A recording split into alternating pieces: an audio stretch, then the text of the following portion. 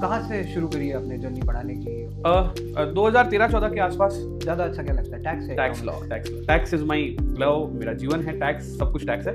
मोहब्बत तो पढ़ाने से है। टीचिंग प्रोफेशन की खास बात ये है, ठीक है, कि उम्र जो है आपसे बड़े उम्र के भी कई बार मिल initial जाते years हैं में तो बच्चे। मिल ही जाते हैं। हाँ, मिल जाते नहीं, अभी मिलेंगे, अभी 19 साल का। यही बुलवाना चाह रहा था मैं। ऐसा क्या आपको यूनिक बनाता है टैक्स के अंदर? कोई भी चैप्टर अगर शुरू करता हूँ तो उसे एक मेरे जीवन के रियल लाइफ एग्जांपल से शुरू करता हूँ। कुल मिला के हार्ड वर्क स्मार्ट वर्क वाला यस, ठीक है। हाँ। तो बहुत अच्छा इंसाइट है और स्टूडेंट्स को भी ये चीज बहुत सही से क्लिक होगी, समझ भी आएगी। अगर मैं 2-3 घंटे 4 घंटे पढ़ा भी देता हूँ, उसके बाद मैं अपने ऑफिस का सब काम कर लेता हूँ तो मैं कर पाता हूँ। मैं 5 घंटे पढ़ाने के बाद मैं दूसरे काम कर सकता हूँ, मैं 6 घंटे पढ़ाने के बाद दूसरा काम कर सकता हूँ। तो मुझे ऐसा लग रहा है कि हाय, दिस साइड सी सौरभ महेश्वरी और मैं लेके आया हूं आपके लिए नो योर फैकल्टी का पहला एपिसोड, जिसमें हम लेके आए हैं आपके लिए सीएस दीपक केवलिया सर को, जो कि सीएस और सीएमए के बहुत सारे बच्चों को फेस टू फेस पढ़ाने के बाद में अब पिछले कुछ समय से ऑनलाइन में भी बच्चों के साथ धूम मचा रहे हैं। बिल्कुल सर। बहुत सारे क्वेश्चंस आपके लिए आपके स्टूडेंट्स ने मुझे भेज रखे हैं जो आपसे पूछने हैं, बहुत सारी इनसाइट आपसे लेनी है, आपकी पर्सनल जिंदगी, आपकी प्रोफेशनल जिंदगी के बारे में बहुत सारी बातें अपन करेंगे इस एपिसोड के अंदर। तो स्टार्ट करते हैं इस एपिसोड को। एंड दीपक सर, कैसे हैं आप? बिल्कुल, और मैं हर तरह के सवालों का जवाब देने के लिए तैयार हूँ।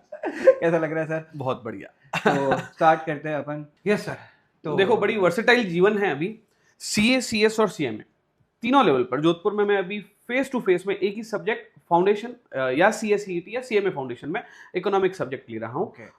मेरा कोर सब्जेक्ट सीएस एग्जीक्यूटिव में, ग्रुप 2 में टैक्स लॉ और ग्रुप 1 में corporate accounting and financial management है। Okay. तो ओवरऑल मैं देखा जाए तो फाउंडेशन यानी कि बेस लेवल पे इकोनॉमिक्स एंड नेक्स्ट यानी कि एडवांस यानी कि इंटरमीडिएट या एग्जीक्यूटिव लेवल पे विशेष रूप से tax law and corporate accounting and financial management, जो कि ग्रुप 1 में है। ज्यादा अच्छा क्या लगता है, टैक्स है? Tax law, tax is my love, मेरा जीवन है टैक्स, सब कुछ टैक्स है। और स्टूडेंट्स का पहले भर के प्यार टैक्स लॉ में मिलता था। उसके साथ साथ अभी कॉर्पोरेट अकाउंटिंग और फाइनेंशियल मैनेजमेंट पे भी लास्ट 2 अटेम्प्ट में कुछ ऐसा हुआ है, जादू हुआ है कि हमारी वाली बुक में से बहुत सारे क्वेश्चंस आ गए। तो सीएफए में भी बहुत सारा प्यार मिल रहा है। नहीं, मेरा सवाल सीएफएम को लेके था ही नहीं। टैक्स या इकोनॉमिक? टैक्स। तो मतलब फाउंडेशन के बच्चे या इंटर के बच्चे? इंटर के बच्चे, एग्जीक्यूटिव के बच्चे। इंटर एग्जीक्यूटिव के बच्चे। हाँ। फाउंडेशन वालों, सुना तुमने? ठीक है। नहीं, ऐसा है कि मोहब्बत तो पढ़ाने से है। हाँ, वो तो खैर। और इकोनॉमिक्स में ही हम लोग टाइप ऑफ टैक्स पढ़ते हैं, डायरेक्ट और इनडायरेक्ट, बस वहीं से उठा के और इधर में अच्छा, कनेक्टिंग सब्जेक्ट ये है, इको के बाद टैक्स और वैसा। और तभी ये दोनों मैंने ऐड करके रखा है।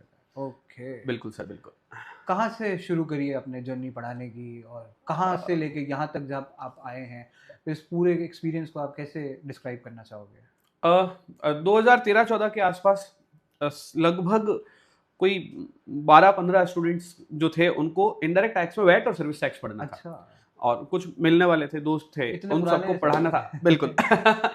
तो वहाँ पे हमारे गुरुजी ने कहा कि टैक्स पढ़ा दोगे, और पढ़ाना भी कौन सा, वैट और सर्विस टैक्स। तो मैंने कहा बिल्कुल पढ़ा दूंगा। तो मैंने कहा पैसे मिलेंगे? तो बोले हाँ। मैंने फीस रखी थी 250 रुपीज। अच्छा। और 250 रुपए में उन सब बच्चों को पढ़ाया। और अच्छी बात यह है कि वो 15-20 बच्चों में से आज लगभग 13 से 14 बच्चे कंपनी सेक्रेटरी हैं। Okay. और वो मेरी एज के होंगे या मेरी एज से थोड़े बड़े भी होंगे। हाँ। पर वो मिलते हैं तो बोले सर आपकी वजह से टैक्स निकला था। तो वहां से जर्नी शुरू हुई। टीचिंग प्रोफेशन की खास बात ही ये है, ठीक है, कि उम्र जो है आपसे बड़े उम्र के भी कई बार मिल initial जाते years हैं में तो मिल ही बच्चे। जाते हाँ, हैं। मिल जाता है, बिल्कुल अब मिल नहीं जाता है। मिलेंगे, लेकिन अब नहीं, अभी मिलेंगे, अभी 19 साल का। यही बुलवाना चाह रहा था मैं। और ये वाली रील कट के क्या है, भाभी जी को भेजी जाएगी। नहीं, मैं क्लास में सब बच्चे जब मुझे पूछते हैं सर आप कितने साल से पढ़ा रहे हो, तो मैं तो उस वक्त तो सच बोलता हूँ, मैं 10 से 12 साल से पढ़ा रहा हूँ। क्योंकि बच्चों को यंग टीचर्स अच्छे लगते हैं। तो 10 से 15 साल से पढ़ाने, 10-12 साल से पढ़ाने के बावजूद भी मैं हर साल 19 साल का ही हूँ। सेम वैभव सूर्यवंशी। वो भी 15 साल का ही तो है। बिल्कुल। यस। नेक्स्ट क्वेश्चन पे चलते हैं सर। क्या ज़्यादा पसंद है, ऑनलाइन या ऑफलाइन? किस मोड में बच्चे आपको पढ़ाने में कहाँ मजा आता है? देखो, मुझे basically face to face class पढ़ाने में मजा आता था पहले से। तो मैंने कई बार कोशिश करी बिना स्टूडेंट्स के पढ़ाने की। तो फिर मुझे पता चला कि मैं ऑनलाइन वाला टीचर हूँ, बट बिना बच्चों के नहीं हूँ। Okay. तो यही मैंने अपनी एक पंचलाइन सेट कर रखी है, सामने बच्चे होने चाहिए। हाँ। और पढ़ाना ऑनलाइन पसंद है। तो फेस टू फेस क्लास को रिकॉर्ड करके पढ़ाना मजा आता है। और अभी की सच्चाई ये है कि अगर ऑनलाइन स्टूडेंट अगर 50 होते हैं तो sorry, face to face student अगर 50 होते हैं तो ऑनलाइन वो 500 to 1000 चले जाते हैं। ओके, बच्चों का प्यार मिल रहा है। सही, क्या बात है सर। सर तो आपने सवाल तो बहुत अच्छे से डॉच कर दिया। सवाल सिंपल था, ऑनलाइन ऑफलाइन। सर का जवाब क्या था? दोनों। ये जो टीचिंग प्रोफेशन के साथ में जो अच्छी चीज है ना कि वो किसी को बिल्कुल। बच्चे को नाराज नहीं करना चाहते। क्योंकि ऑनलाइन वाले मुझे घर चला रहे हैं, ऑफलाइन वाले मुझे घर चलाने के लिए बेस दे बेस रहे दे हैं, रहे हैं, तो तो दोनों ही मिलके जरूरी चल है। रहा है। Yes. बिल्कुल बिल्कुल सर। सर मेरे को एक चीज बताएं सर, अपन जैसे टैक्स पढ़ा रहे, आपने बोला भी आपका पहला प्यार और आखिरी प्यार और सब प्यार, सब तरह का प्यार टैक्स टैक्स है, बिल्कुल। तो ऐसा क्या आपको यूनिक बनाता है टैक्स के अंदर? There are so many faculties जो सीएस एग्जीक्यूटिव के अंदर टैक्स पढ़ा रही होगी, ऑनलाइन में, ऑफलाइन में। तो आपके पास में ऐसा क्या यूनिक है जो बच्चा आपके पास में आए और कहीं और ना जाए? देखो क्या होता है, जैसे जब मैं YouTube पे वीडियोस डालता हूँ, हाँ। तो मुझे बाद में पता चला कि मेरी यूनिकनेस ये है कि मैं कोई भी चैप्टर अगर शुरू करता हूँ तो उसे एक मेरे जीवन के रियल लाइफ एग्जांपल से शुरू करता हूँ। से फॉर एग्जांपल हाउस प्रॉपर्टी शुरू कर रहा हूँ तो हमारे घर के किराएदार से बात शुरू होती है। अगर मैं अगर पीजीबीपी शुरू कर रहा हूँ जो बिजनेस प्रोफेशन है, तो हमारी खुद की दुकान से स्टार्ट होती है। एग्जाम्पल भी मिठाई की दुकान का होता है, जो हमारी पेरेंटल मिठाई की दुकान है, जैसलमेर, बिल्कुल। और यहाँ तक कि अदर सोर्सेज भी शुरू करता हूँ, तो हमारे दुकान के जस्ट पास में एक अदर सोर्सेज के जुए सट्टे के एग्जाम्पल भी थे। तो मैं वहां से अपनी बात को स्टार्ट करता हूं, तो बच्चे मुझे जब चैप्टर खत्म होता है तो बोलते हैं कि अच्छा सर ये था क्या। अच्छा, इस बात का मतलब एग्जांपल को हाँ, मिक्स करके। कई बार बच्चों को पता भी नहीं होता है कि उन्होंने पीजीबीपी पढ़ लिया, लेकिन जब वो मुझसे वापस से, भले वो मेरा टैक्स एक्सप्रेस वाली वीडियो देखते हो, तो बच्चे मेरे को मैसेज करते हैं सर ये था क्या, हम तो कुछ और ही समझ के पढ़ रहे थे। तो मुझे ऐसा लगता है कि मेरी स्टोरी टेलिंग टेक्निक को स्टार्ट करते हुए, एक्ट से जोड़ते हुए, फिर क्वेश्चन करवाने वाली टेक्निक है, वो बच्चों को पसंद आती है। सब्जेक्ट को 100%। सिंपलीफाई, वो शायद उसी वजह से बच्चों का प्यार मिल रहा है भर भर के। और टैक्स सब्जेक्ट में इसके अलावा आपकी यूएसपी? Writing practice definitely. बच्चा जब एग्जाम में पेपर जब लिख रहा होता है, तो बच्चे ने जैसे अगर पूरे प्रोविजंस पढ़ लिए हैं, लेकिन वो उस प्रोविजन को क्वेश्चन में लिखना कैसे है, क्वेश्चन में लाना कैसे है, तो एक तो मुझे ऐसा लगता है कि राइटिंग प्रैक्टिस की वजह से बच्चे मुझे पसंद कर रहे हैं, और उसके बाद बच्चों के नंबर भी आना है। ओके। अच्छा, उसके अलावा मेरे कुछ फॉर्मेट भी सेट है, और उस फॉर्मेट में कुछ जिसको हम बोले कीवर्ड सेट किए हुए हैं, उससे बच्चे को याद हो जाता है। जैसे मैं अगर 80D पढ़ा रहा होता हूँ, तो मैं बोलता हूँ कि डी डिजीज से रिलेटेड है, DD पढ़ा रहा होता हूँ तो डिसेबल डिपेंडेंट से रिलेटेड। इस तरह से वो कीवर्ड सेट किए हुए हैं, और वो इतने शानदार वाले हैं कि बच्चे उसी से ही मुझे पसंद कर लेते हैं। अब मेरे स्टूडेंट की मुझे ऐसी खास बात लगती है, या तो बच्चे अच्छे आ रहे हैं या फिर वो टेक्निक अच्छी है। सेक्शन के साथ बच्चों को पीजीबीपी जैसे टफ चैप्टर भी याद हो जाते हैं। मैं पीजीबीपी बार-बार इसलिए बोल रहा हूँ क्योंकि बच्चों में खौफ उसका है। मतलब मैं बीइंग अ चार्टर्ड, मेरे को भी पता है, जब हम भी इंटर में थे, PGBP is one of the toughest scariest chapter. It's not tax में भी नहीं, पूरे 8 subject, CA inter, CS executive 7 subject, CA में इंटर, जहां पे भी आप पढ़ रहे हो इंटर के अंदर, और उस पूरे कोर्स करिकुलम के अंदर सबसे डिफिकल्ट जो चैप्टर लगता था, जिसका फोबिया था, वो पीजीबीपी था। और पूरा टैक्स एक तरफ कर लो, अब आप इसको ऐसा समझो, मैंने कई सारे अपने चैप्टर्स में डेमो लेक्चर्स पीजीबीपी का दिया है। ओके। और इससे ज्यादा अच्छी बात कि जब मैं YouTube पे जो चलाता हूँ एक्सप्रेस वीडियो, तो उसमें मैंने तीन वीडियोस में पीजीबीपी खत्म कर रखा है। 3 घंटे में पीजीबीपी खत्म कर रखा है, और उसमें मैंने क्वेश्चंस भी करवाए हैं। तो आपका टोटल बैच का ड्यूरेशन क्या जाता है?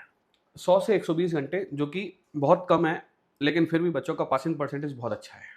नहीं तो कभी आपको ऐसा नहीं फील होता कि मार्केट के अंदर जो बाकी फैकल्टीज हैं, या जिस तरह से बाकी लोग मैं इसमें ना थोड़ा सा कंपैरिजन साइड, 400 घंटे 300 घंटे के आस, 300 तो मिनिमम है टैक्स के अंदर, ठीक है, तो उस सिचुएशन में आपका 120 घंटे और किसी एक्स फैकल्टी वाई फैकल्टी का 300-400 घंटे, तो इसमें मेरा एक मैसेज है, स्टूडेंट को भी मैसेज है कि जो लोग सीए और सीएस और सीएमए का कंटेंट इकट्ठा करके सीए वाले क्वेश्चंस बच्चों को पढ़ा रहे हैं, तो उनको टाइम ज्यादा देना पड़ रहा है, और एक्चुअली वो पढ़ा रहे हैं, वो रिकॉर्ड कर रहे हैं वो सीएस के बच्चों के साथ, लेकिन वो बेच रहे हैं सीएस के बच्चों को, या पढ़ा रहे हैं सीएस के बच्चों को। मुझे ऐसा लगता है कि आईसीएसआई का एक स्टैंडर्ड है, मतलब there is a different course for CA, there should be a different course for CS, there should be a different course for CMA. इन तीनों का आपस में कुछ भी अपन मर्जिंग नहीं कर सकते, लेकिन जो टीचर्स हैं वो कर रहे हैं, तो शायद उनको सीए वालों को भी सेटिस्फाई करना है, सीएस वालों को भी सेटिस्फाई करना है। मैं अपनी क्लास में सीए वाले बच्चों को बोलता हूँ, आप रेफरेंस के लिए मेरा कोर्स भले ले लो, देख लो, पढ़ लो, और देखते भी बच्चे, बट मैं उनको बोलता हूँ कि तुम्हारे लिए बहुत सारे क्वेश्चंस करवाने पड़ेंगे, बट इन बच्चों के लिए जो इंस्टीट्यूट के क्वेश्चन है वही काफी है। और जैसा भी आपने यूएसपी की बात करी, मैं हर बच्चे को आईसीएसआई का मॉड्यूल पूरा करवा देता हूँ। ओके। तो वो डेफिनेटली वो खुद भी अपने आप में एक यूएसपी और उतना ही मांगता है। 100-120 घंटे इज मोर देन सफिशिएंट। हाँ, ओवर ईटिंग कराने से तो कोई फायदा है ही नहीं, Yes. उल्टी होनी है उससे। और आप सोच के देखो, इंस्टीट्यूट ने टाइम दिया 4 महीने का, हाँ। 120 दिन का टाइम दिया, उसमें अगर आप 400 घंटे यानी कि हाँ, डेली ये- 3 घंटे अगर आप ये बच्चे को टैक्स बढ़ा दोगे तो बाकी बच्चा subject कब सीएमएसएल करेगा? कब पढ़ेगा, ईसीआईपीएल कब पढ़ेगा और बाकी सब्जेक्ट कब पढ़ेगा। बहुत अच्छी इनसाइट है ये, स्टूडेंट्स को ये समझना चाहिए कि मतलब मेरा ओपिनियन जो कहता है, आपसे बात करके और मेरे ओपिनियन में चीज़ें सेटल हुई, 700 सब्जेक्ट पास होने हैं। हाँ, 700 नंबर एग्जीक्यूटिव में लाने, 350 लाओगे 700 में से, तब जाके तब आप जाके पास पास होगे। होगे। यस, एक सब्जेक्ट में 80 ले आए बट दूसरे में 20 ही आए तो पास नहीं तो हो। पास नहीं हो तो यू कैन सकते। नॉट गिव योर पूरी टोटल स्टडी का 50% टाइम टैक्स को अगर दे दोगे, ठीक है, बिल्कुल। तो फिर बाकी सब्जेक्ट का कैसे होगा? Is it? अच्छा, यस डेफिनेटली। और मजे की बात क्या है, इतना सारा पढ़ने के बाद में बच्चा जो मेन पार्ट है वो छोड़ देता है। अच्छा, और पीजीबीपी ने जिसमें 80 घंटे दे दिए, हाँ। वो बच्चा कब क्लबिंग तक पहुंच पाएगा, करेगा सेट ऑफ तो सेट ऑफ कब करेगा, जिसमें से क्वेश्चन बनता है। पीजीबीपी जिसको उसने 40-50 घंटे दिए हैं, हाँ। उसमें से 5 नंबर का क्वेश्चन आया है। और सेम क्लबिंग जो कि 10 घंटे दिए हैं, उसमें से भी 5 नंबर का क्वेश्चन है। लेकिन अपने यहाँ पे क्या है, पीजीबीपी 12-15 घंटे में खत्म, क्लबिंग 1-2 घंटे में खत्म। और उसमें बता भी दिया कि क्लबिंग पे जोर ज्यादा रखना, इसमें से 5 नंबर का क्वेश्चन आ जाता है। यस। पढ़ाने की जर्नी का आपने बताया 2013 से स्टार्ट किया आपने, इस पूरे 12 साल 11 साल की जर्नी, 13 साल की जर्नी में हाँ। कोई ऐसा ब्रेकडाउन पॉइंट आया जहाँ पे आपको लगा कि यार नहीं हो रहा, अब मैं ये पढ़ाना छोड़ना चाहता हूँ और it's not possible for me to continue इस प्रोफेशन के अंदर? देखो, ब्रेकडाउन तो कोविड मान सकते हैं हाँ, एक बार, क्योंकि उस वक्त मैं सिर्फ फेस टू फेस में था, मैं ऑनलाइन में शिफ्ट नहीं हुआ। कोविड में तो अच्छे छोड़ के हाँ, चले गए, मैंने भी पर- छोड़ दिया पढ़ाना।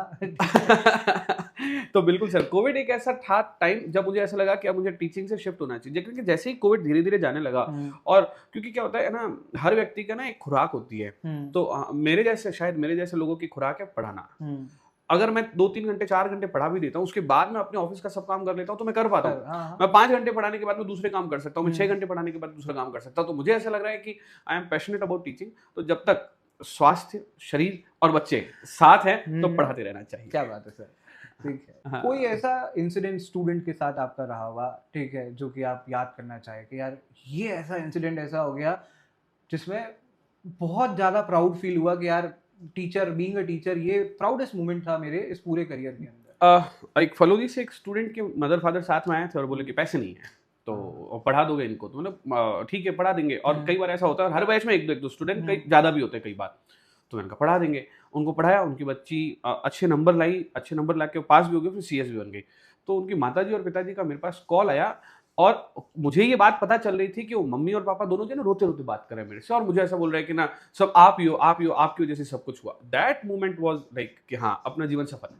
और ऐसे कोई नोटेरियस बच्चे मिले जिसको ऐसा मन किया कि यार ये अगर मैं अपनी मर्यादाओं में ना रहता तो इसको चाटा तो जरूर मारता? ऐसा लगभग हर बैच में एक दो बच्चे होते हैं और वो पहले से पता चल जाता है। तो उसमें नोटोरियस स्टूडेंट, नोटोरियस एक अलग, कोई ऐसा इंसिडेंट जो कि बहुत ही डिसअपॉइंटिंग था? हाँ 100%। एक हमारे जोधपुर के ही, मैं नाम नहीं लेना ज़्यादा बेटर है, अच्छे घराने का एक स्टूडेंट, एक अच्छे घराने का बच्चा, वो रोज डेली मतलब है ना हल्के में लेना जिसको और बोलते हैं ना, तो मैंने कहा इसके साथ क्या किया जाए।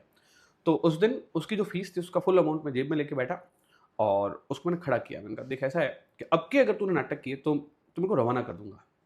फिर मैंने क्या किया, उसने फिर नाटक किए, मैंने उसको खड़ा किया और उसके पास में गया, मैंने कहा पैसे पकड़ और उल्टा घूम और रवाना हो जा, बिना गाली दिए। जैसे वो बच्चा घर गया, परेशान किया होगा उसको। हाँ मतलब वो बैच को परेशान करता हाँ। था। तो मैंने क्या किया, उसको रवाना कर दिया। रवाना करके उसके फादर को एक मैंने मैसेज टेक्स्ट छोड़ दिया कि I am not able to take your child in my class. और 15-20 मिनट के अंदर अंदर वो पिताजी अपने बच्चे को मर्सिडीज में बिठा के लेकर आए और हमारा सेंटर इधर बॉम्ब मोटर के आसपास हुआ करता था, और वहाँ पे लेकर आए, उन्होंने गेट खोला और आए, बोले सर मैं आपके से विनम्र निवेदन करता हूँ कि आप प्लीज़ इसे ले। मैंने कहा नहीं, अब तो मैंने निकाल दिया, अब तो मैं तो बिल्कुल ही नहीं। मेरे सामने उसके फादर ने उसको एक दो थप्पड़ वप्पड़ मारी। अच्छा। और एक्चुअली इतना जोरदार उसको डरा दिया, और मुझे लगा कि यार इसका मतलब ये पारिवारिक दृष्टिकोण उसका देखा तो ऐसा लगा कि ये अच्छे घरों का है। और फिर उसको मैंने पढ़ाना शुरू किया और उसके बाद वो बच्चा पढ़ा भी, क्योंकि पढ़ाई में अच्छा नहीं था तो आगे नहीं कंटिन्यू किया, लेकिन बैच में शांति रही। सबसे खतरनाक मोमेंट वो मेरे जब भी आपने कहा कि ऐसा कोई खराब मोमेंट, तो पूरी स्टोरी जो है वो रिकॉल हाँ रिकॉल हुई है। तो थोड़ा लाइट क्वेश्चन, जोधपुर या जैसलमेर? जोधपुर।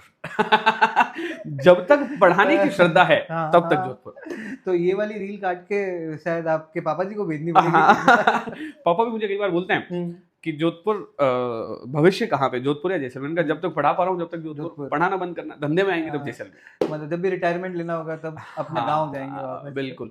और आफ्टर लाइफ उधर ही निकालनी है, After वैसे ही retirement, वैसे ही। हाँ, अब रिटायरमेंट की कोई एज तो नहीं डिसाइड करी है, हाँ, हाँ। क्योंकि वहाँ पे रह के भी अर्निंग हो जाती है, क्योंकि वो आजकल जो न्यू फार्मिंग टेक्निक्स हैं उसमें आप अच्छा अर्न कर नहीं, सकते देखो हो। हमारे रिसोर्सेज के हिसाब से एज तो नहीं, बट बैंक बैलेंस आपने उतना कर लिया कि आप रिटायरमेंट तो ले ही सकते हो।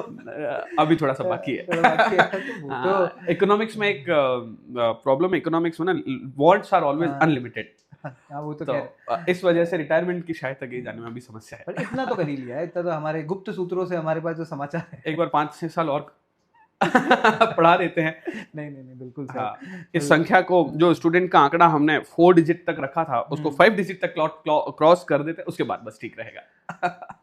तो ये तो सवाल मैंने पूछा ही नहीं आपसे।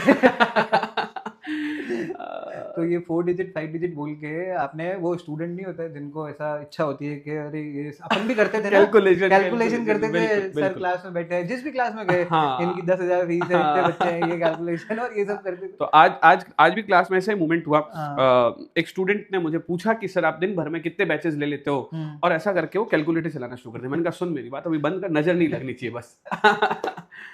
तो कितने घंटे पढ़ा लेते हो दिन भर में? पढ़ाने के घंटे 4 to 6 आवर्स हो जाते हैं। 4 to 6 आवर्स। हाँ, क्योंकि Daily। 3 इकोनॉमिक्स के बैचेस होते हैं, हाँ। एक टैक्स का होता है और एक CAFM का। जब सारे बैच साइमल्टेनियसली चल रहे होते हैं तो कभी कभी 7 आवर्स भी हो जाता है और फिर पढ़ाने के। उसके लिए पढ़ना भी पड़ता है, अब प्रिपरेशन तो करनी देखो कुछ। पढ़ना, अब क्योंकि इकोनॉमिक्स और टैक्स ऐसे सब्जेक्ट है कि एवर चेंजिंग हाँ। सब्जेक्ट है, तो अच्छी बात यह है कि डेली अपडेट होते रहते हैं, तो बहुत ज्यादा पढ़ने की जरूरत नहीं रहती। हाँ, बट वो मटेरियल प्रिपेयर करने वाली जो मेहनत है वो बहुत वही cumbersome है। तो मटेरियल प्रिपेयर करना, उसमें समय चाहिए, पढ़ाने के लिए समय चाहिए, प्रैक्टिस भी आप कर रहे हैं जितना हमें पता है, तो उसके लिए भी समय चाहिए। तो बिल्कुल। फिर पर्सनल लाइफ के लिए समय कहाँ से आता है? संडे, संडे बस। विशेष रूप से संडे फ्री कर हाँ। रखा है। बाकी अभी इस तरह का ही माहौल घर पे सेट है कि संडे घर का, हाँ। 6 दिन काम के तो शक नहीं होता कभी, ठीक है, कि कुछ अच्छा, गड़बड़ चल रही है? अच्छा ये है कि नहीं होता। उसके लिए ऐसा ही माहौल घर में सेट है, और व्यवहार में भी सब कुछ कुशल हूं मैं, तो इसलिए सब ऐसा। वो तो खैर आपके सुने हैं हमने जवानी के किस्से भी। ठीक है। नहीं you are the favourite faculty amongst your student in terms, जहाँ पे भी जिस भी कॉम्बिनेशन टीम में आपने पढ़ाया, ठीक है, तो जो हमारे पास में इनपुट है उसके हिसाब से आप फेवरेट रहे हैं, और स्पेसिफिकली लड़कियों के बहुत ज्यादा चाहिए थे, और वहाँ बहुत आपकी फैन फॉलोइंग अच्छी इसमें मैं आपको ना थोड़ा सा कट करूंगा। CS करने वाले नंबर ऑफ स्टूडेंट में, अगर जैसे हर साल अगर 50,000 बच्चे CS में रजिस्टर होते हैं, तो मजे की बात यह है कि उसमें से 35 to 40,000 गर्ल्स होती है, या 30,000 गर्ल्स होती है, तो बैच में भी वैसा ही होता है। और जोधपुर CA का गढ़ माना जाता था, तो जनरली जो मेल स्टूडेंट आया वो उधर ही जाएगा। तो इसलिए मैं इस बात को थोड़ा सा रिफाइन करता हूँ। स्टूडेंट्स ही लड़कियां क्या कवर किया है, मतलब क्या कवर किया है। तो इस वाले पार्ट को कट करके हम थोड़ा AI का यूज करके एक अच्छा वीडियो बना के भेजेंगे। अभी क्या लगता है आपको CS प्रोफेशन का आगे फ्यूचर, जो बच्चे CS में आना चाह रहे हैं उनको आगे क्या करियर अपॉर्चुनिटीज रहेगी, जॉब में उनके लिए कैसा रहेगा, और CS के साथ साथ में वो क्या और चीजें करना चाहते हैं, क्या कर सकते हैं? देखो, CS में अपॉर्चुनिटीज की अगर मैं बात करूं तो SME IPO बहुत सारे आ रहे हैं। दो तरह के लोग अभी मार्केट में भी चल रहे हैं, एक वो जिनके पास 100, 200, 500, 1000 करोड़ रुपए हैं, एक वो लोग जो स्टार्टअप कर रहे हैं और जिनको पैसे चाहिए। इन दोनों के बीच में अगर कोई आएगा तो वो CS आएगा। कंपनी बनानी है, CS बनाएगा, SME IPO लाना है, CS लाना है। इन दोनों को मिलाने वाला लाइजनिंग पर्सन भी जो है वो CS है। मेरे कई सारे दोस्त जो CS है, लाइजनिंग का काम कर रहे हैं, 1% और 0.5% भी अगर उनका हम सुनते हैं तो करोड़ में जाता है। तो CS में अपॉर्चुनिटीज पिछले 10 सालों में इतनी ज्यादा आई है, चाहे आप जॉब कर रहे हैं तो भी, चाहे आप प्रैक्टिस कर रहे हैं तो भी। यहाँ पे मैं आपको बताना चाहूंगा कि ये स्टूडेंट पे निर्भर रहता है, ये मेंबर पे डिपेंड करता है कि व्हाट ही डिसाइड। अगर उसे 9 to 5 जॉब करके पैसा कमाना है तो अच्छी अपॉर्चुनिटीज है, उसे अगर फ्रीलांसर होके और इधर उधर घूम कर प्रैक्टिस करके पैसा कमाना है तो भी अच्छी अपॉर्चुनिटीज है। और कई बार मुझे जब क्रॉस क्वेश्चन किया जाता है कि ना CS बन गया है बट जॉब नहीं मिल रही है, ऐसा हमने सुना है, तो मैं कहता हूँ कि ले आओ, हम लगवा देंगे। क्योंकि अब इतने सारे बच्चे पढ़ा दिए हैं। और मेरे को अभी मतलब मैं अभी अपनी लिस्ट देख रहा था अपने बच्चों की, तो कई सारी बड़ी बड़ी कंपनियों में, जिसमें एशियन पेंट हो गया, है ना, ये जो विशाल मेगा मार्ट वगैरह टाइप की कंपनीज हो गई, इस तरह की बहुत सारी ऐसी कंपनी जो नोन है। यहाँ जोधपुर में सन सिटी करके कंपनी है जो अभी आईपीओ लाने का सोच रही है। एक और कंपनी है जो पहले जिनका भी आईपीओ आया भी था, उनकी वहां की कंपनी सेक्रेटरी, मैं जोधपुर में बता रहा हूँ, नॉन कंपनियों की कंपनी सेक्रेटरी जो है वो हमारे स्टूडेंट है, और बोलते हैं सर जो भी सीएस बने हमारे पास भेजो। तो जो कोई बोल के देखे नौकरी नहीं है, ले आएंगे, लगा लेंगे, ऐसा तो स्कोप है। और क्या कोर्स सीएस के साथ में अपने पोर्टफोलियो को या अपने प्रोफाइल को और स्ट्रॉन्ग करने के लिए, अपने सीवी को और स्ट्रॉन्ग करने के लिए करना चाहिए स्टूडेंट्स को? अगर बीकॉम जस्ट हुई है अभी तो एलएलबी कर सकते हैं, सीएस बाकी है ज्यादा लंबे समय के लिए। अगर सीएस हो गई है तो आप डेफिनेटली जॉब में जाओगे, एलएलबी रेगुलर कोर्स है तो आप कर नहीं पाओगे, तो बेटर है कि उसमें आप अपने आपको मैनेजमेंट साइड में जाने के लिए कॉरेस्पॉन्डेंस एमबीए कर सकते हो। तो दो अच्छे कॉम्बिनेशन है, डिपेंड ऑन योर जर्नी। अगर आप बीकॉम से थर्ड ईयर में हो, यानी कि आपकी ग्रेजुएशन का फाइनल ईयर है और आप अभी एग्जीक्यूटिव क्लियर हुए हो, एलएलबी स्टार्ट कर दो। अगर आपकी सीएस हो चुकी है बीकॉम के साथ साथ, तो एमबीए स्टार्ट कर दो। तो मुझे ऐसा लगता है कि दो कॉम्बिनेशन है, एंड इट डिपेंड्स। और जो स्टूडेंट्स जो आपको ऐसा लगता है कि सीएस में कहीं ना कहीं अटक जाते हैं या ऐसा, तो उनके लिए क्या सजेशन है, किस तरह से अपनी प्रिपरेशन स्ट्रैटेजी को अच्छा कर सकते हैं, या क्या एक सिंगल लाइन में टिप आप उनको देना चाहो? पढ़ाई करनी पड़ेगी, और पढ़ाई करने का मतलब ये हो गया कि ना आप अगर रोज के 6-7-8 घंटे दिन के निकाल रहे हो तो आप पास हो जाओगे। सीएस में बच्चा फेल होता है दो वजह से, पहला तो राइटिंग प्रैक्टिस की वजह से, और दूसरा फेल होता है कोर्स पूरा कंप्लीट ना करने की वजह से। अच्छा, इसमें तीसरा ये भी है, वो वैसे राइटिंग प्रैक्टिस में कवर हो गया, बच्चे को सब आ रहा होता है, एग्जाम देने जाते हैं 100 में से वो 70 मार्क्स का ही पेपर अटेंड कर पा रहा है, तो वो बच्चे फेल हो रहे हैं। हाँ, तो राइटिंग प्रैक्टिस अगर आपकी अच्छी है तो आप पास हो सकते हो। और इंस्टीट्यूट की तरफ से क्या पासिंग परसेंटेज रह रहा है अभी इन दिनों सीएस में? पहले जब मैं बात कर रहा हूँ 2015 तक की, जब मैं खुद भी सीएस बनने से पहले पढ़ाना शुरू कर दिया, तो 2015 तक की अगर मैं बात करूँ तो पासिंग परसेंटेज 5 से 10 के बीच में वेरी करता था। जैसे जैसे समय आगे बढ़ रहा है, स्टार्टअप आ रहे हैं, कंपनीज आ रही है, एमएनसीज आ रही है, तो ये परसेंटेज अब 10 से 20 और 20 से 30 के बीच में होना शुरू हो गया है। That's a good number. Yes. बाकी कंपैरिजन सीए से करो या सीए से करो, तो उससे अच्छा नंबर सीए में पासिंग परसेंटेज। कई बार सीए से ज्यादा परसेंटेज रहता है, कई बार सीए का परसेंटेज अगर ज्यादा होता है तो सीएस का थोड़ा भले कम हो, लेकिन वो नंबर अच्छा होता है। क्वांटम अच्छा पास, yes, quantum number of CS अच्छे बना रहे हैं। हाँ, लेकिन मैंने भी देखा।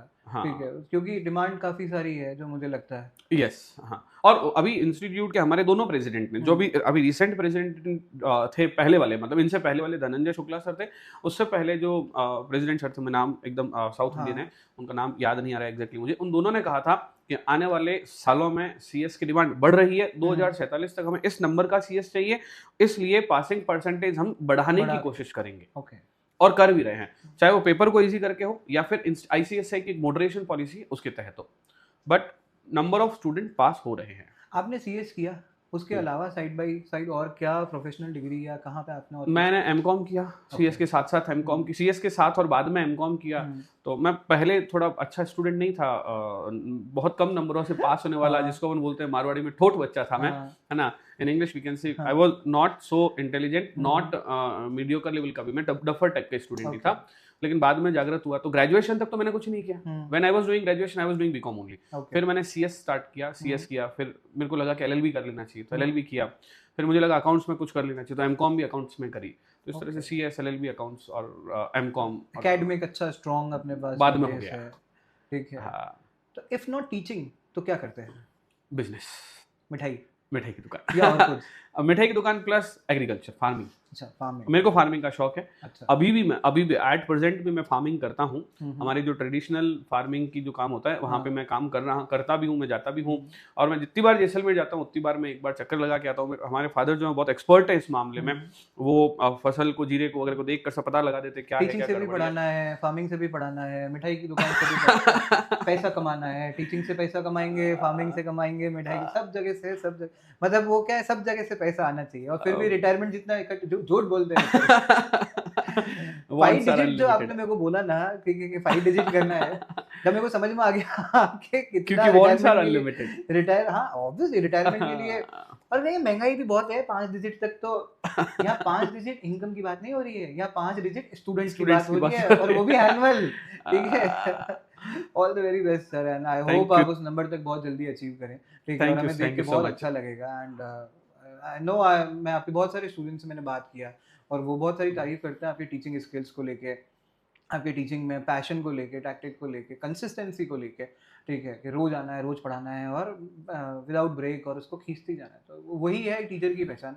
जितना स्टूडेंट्स जो तारीफ करें बिल्कुल उसके ऊपर तो कुछ भी नहीं है। डिजिट तो क्या है, ठीक है सर, ठीक चलता है, है, वो कोई तो भी बिजनेस करते तो डिजिट की तरफ डिजिट जाते तो ही हो जाते जाते हैं ठीक है, डिजिट तो जो अच्छा नहीं भी पढ़ा रहे उनके भी हो रहे हैं, हैं, उनके भी हो रहे हैं। ठीक है। डिजिट इंपॉर्टेंट, जो स्टूडेंट्स का जो फीडबैक है, भले ही 10 बच्चे पढ़ाए या 100 पढ़ाए, जो फीडबैक जो आना है ना, वो फीडबैक मेरे को ऐसा लगता है वो फीडबैक इज द की। और अभी तक माँ सरस्वती की कृपा से कहीं पर भी नेगेटिव कमेंट यूट्यूब वगैरह पे मैंने आज तक डिलीट भी नहीं किया और है भी नहीं। कितना समय हो गया सर आपको यूट्यूबिंग करते हुए? मेरे को अप्रोक्सीमेटली 1.5 ईयर हुआ है। इससे Okay. पहले मैं पूरा फेस टू फेस में था। तो ये आप Yes. ऑनलाइन में आप बहुत अभी यंग एज में हैं, तो ऑनलाइन के लिए आप सच में 19 साल के ही मैं हैं। ऑनलाइन के लिए 19 साल का हूँ और लेट आने के बावजूद भी जो स्टूडेंट्स का मुझे स्नेह मिलता है, तो मुझे लगता है कि मैंने लेट कर दी बट फिर भी अच्छा है। वो तो खैर समय से पहले किसी को कुछ नहीं मिलता, वो वाली बात है।